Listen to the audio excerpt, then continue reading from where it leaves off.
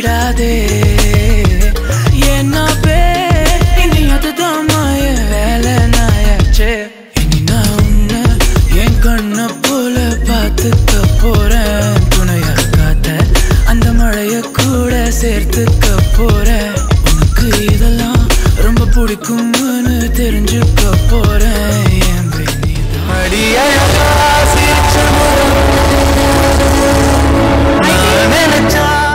Vicky sir and Nayan ma'am, I think this would be very special for you, Vilya. Uyir Ulag.